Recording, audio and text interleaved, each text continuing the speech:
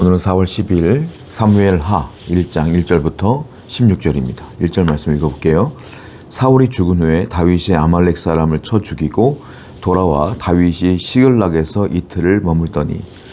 사무엘하는요, 사울이 죽은 후에라고 하는 단어로 시작합니다. 그러니까 사울이 죽었다. 그리고 다윗의 이야기가 시작되거든요.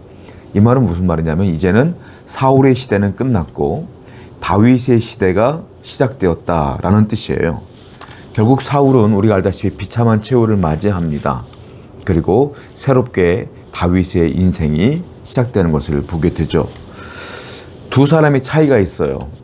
사울과 다윗의 차이입니다. 어떤 차이냐면 사울과 다윗은 하나님을 어떻게 생각하고 어떻게 대하느냐에 따라서 그 둘의 인생은 완전히 달라집니다. 사울이 하나님을 어떻게 대했습니까? 또 다윗이 하나님을 어떻게 생각하고 어떻게 대했습니까? 두 사람은 하나님을 향하여 전혀 다른 방법으로 접근을 한 것을 보게 돼요. 사울은 하나님을 무시했어요. 그런데 다윗은 하나님의 주권을 인정하고 하나님의 섭리대로 산 사람이 다윗이다라는 거예요. 결국 어떻게 됩니까? 다윗은 승리하고 사울은 패망하는 것을 보게 됩니다. 우린 기억해야 돼요. 하나님을 대할 때, 하나님을 생각할 때에 우리가 하나님의 주권을 인정하고 그분의 섭리대로 살기를 위해 노력하면 하나님이 그 사람의 인생을 책임져 주신다라는 거예요. 오늘도 하나님의 주권대로 섭리대로 살아가기 위해 기도하시는 여러분 되기를 축원드립니다. 5절부터 읽을게요.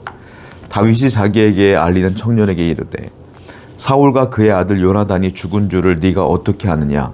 그에게 알리는 청년이 이르되 내가 우연히 길보아 산에 올라가 보니 사울이 자기 창에 기대고 병거와 기병은 그를 급히 따르는데 사울이 뒤로 돌아 나를 보고 부르기로 내가 대답하되 내가 여기 있나이다 한즉 내게 이르되 너는 누구냐 하시기로 내가 그에게 대답하되 나는 아말렉 사람이다 한즉 또 내게 이르시되 내 목숨이 아직 내게 완전히 있으므로 내가 고통 중에 있나니 청하건대 너는 내 곁에 서서 나를 죽이라 하시기로 그가 엎드려진 후에는 살 수 없는 줄을 내가 알고 그의 곁에 서서 죽이고 그의 머리에 있는 왕관과 팔에 있는 고리를 벗겨서 내 주께로 가져왔나이다 아니라. 자, 이게요 어떤 일이 벌어지냐면 어떤 아말렉 청년이 다윗을 찾아옵니다. 근데 그 아말렉 청년의 손에는 사울 왕의 왕관이 손에 들어있는 거예요. 그리고 팔에 있는 고리까지 있는 거예요. 이게 사울 거거든요. 다윗이 물어요. 이거 어디서 났느냐? 사울은 죽었습니다. 그래? 그러면 소상히 사울이 죽은 이야기를 해보라. 이렇게 얘기했더니 이 청년이 거짓말을 하기 시작해요. 제가 길보아 산에 올라갔는데 사울 왕이 검 곁에 있었습니다. 그런데 이미 상처를 입었고 부상을 입었기 때문에 그가 죽음에 임박했습니다. 너무 고통 중에 있었던 사울이 저에게 부탁을 했어요. 나를 죽여다오. 그래서 제가 그를 죽이고 그리고 이 왕관과 이 물품들을 가져온 겁니다라고 거짓말을 했어요. 왜냐하면 이 아말렉 청년은 사울의 물품을 가지고 다윗에게로 가면 다윗이 큰 상을 줄 줄로 아는 거예요. 그런데 이거를 뜬금없이 가져갈 수가 없으니까 스토리를 만든 거죠. 우리가 알다시피 사무엘상에서 사울이 어떻게 죽습니까? 이방 민족에게 죽기 싫어서 스스로 검으로 자살해요. 이미 사울은 죽은 상태인 거예요. 근데 이 아말렉 청년은 거짓말로 이렇게 해서 자기가 죽일 수밖에 없었다라고 거짓말을 한 것이죠. 그는 생각을 한 거예요. 왜 하나님이 사울을 죽였을까? 이건 생각 안 해. 왜 사울이 패배했을까? 이건 생각 안 해. 자, 그건 뭡니까? 하나님의 주권 아래, 하나님의 섭리 아래 사울은 패배하고 망하고 죽은 거거든요. 근데 이 청년은 하나님의 주권과 섭리를 전혀 생각하지 않고 자기의 이익을 따라 거짓말로 스토리를 만든 거예요. 그리고 자기가 어떤 보상을 원해서 이런 것들을 만들어낸 것이죠. 결국 거짓말한 거예요, 거짓말. 나중에 어떻게 되는지 아십니까? 다윗이 이 청년을 죽여요. 사울을 죽였다는 이유로 죽여요. 결국 그 거짓말이 부메랑이 되어서 그를 죽이는 거예요. 자, 이 거짓말의 원인은 뭐냐? 하나님의 섭리와 주권을 인정하지 않았기 때문이다라는 거죠. 성도는 그러므로 거짓말해서는 안 된다. 왜냐? 하나님의 섭리와 주권을 인정하고 믿는 사람은 내 스스로 거짓말하며 살 이유가 없어요. 되어지는 모든 것들이 다 하나님의 뜻대로 되어지는 것이기 때문에 우리는 진실하게 살 수밖에 없기 때문에 그렇습니다. 성도 여러분, 항상 하나님의 주권을 인정하는 자가 되어 성실하고 거룩하고 신실하게 살아가는 여러분 되기를 축원드립니다. 11절부터 보겠습니다.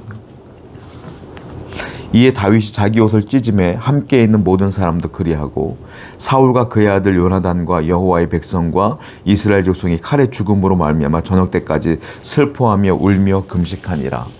다윗은 사울이 죽었다는 이야기, 그리고 요나단까지 죽었다는 얘기를 들었어요. 그리고 그는 슬퍼하며 옷을 찢으며 금식하며 그것을 받아들이는 것을 보게 돼요. 다윗은 알았어요. 하나님께서 이 모든 것들을 진행하신 것이다. 하나님께서 이 모든 것을 하셨어.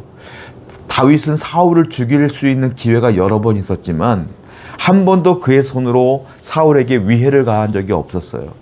그런데 결국은 하나님이 이 모든 것들을 끝내버리는 것을 보게 되면서 요나단과의 관계, 사울과의 관계 때문에 그는 슬퍼합니다. 그러나 하나님의 주권은 인정합니다.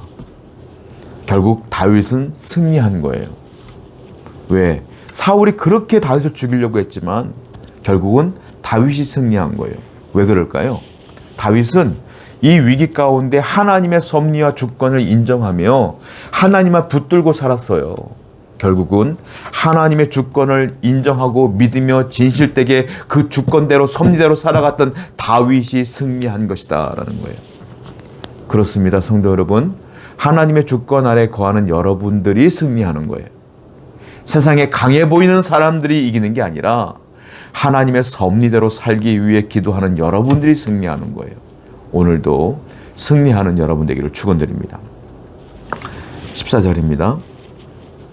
다윗이 그에게 이르되 네가 어찌하여 손을 들어 여호와의 기름 부음 받은 자 죽이기를 두려워하지 아니하였느냐 하고, 그 아말렉 청년에게 다윗이 이렇게 얘기를 해요. 네가 죽였다고? 너는 어찌하여 기름 부음 받은 왕을 죽이는데 하나도 두렵지 않느냐? 다윗은 두려워서 옷자락 매는 것도 두려워했던 다윗인데 어떻게 그 왕의 머리를 네가 벨 수가 있어? 거짓말인데 다윗은 그 거짓말인지 모르잖아요. 그가 한 말을 가지고 얘기하는 거예요. 여기서 우리는 알 수 있는 게 뭐냐면 다윗이 인생을 살아가는 삶의 원리가 무엇인가가 나와요. 다윗의 삶의 원리는 무엇이냐면 하나님이 세우신 종은 건들지 않는다. 하나님이 하는 모든 것들은 건들지 않는다. 나는 그 주권대로 살아간다. 이게 다윗의 삶의 원리예요. 왜냐하면 하나님이 그렇게 살면 모든 것들을 갚아줄 걸 믿었기 때문에 그렇다라는 거죠. 성도 여러분, 우리도 다윗처럼 살아야 돼요. 하나님 말씀대로 하나님의 주권 아래에 내가 거하면 하나님이 이 모든 것들을 채워주신다. 이 사실을 굳건히 믿는 여러분 되기를 축원드립니다. 16절이에요. 다윗이 그에게 이르기를 네 피가 내 머리로 돌아갈지어다.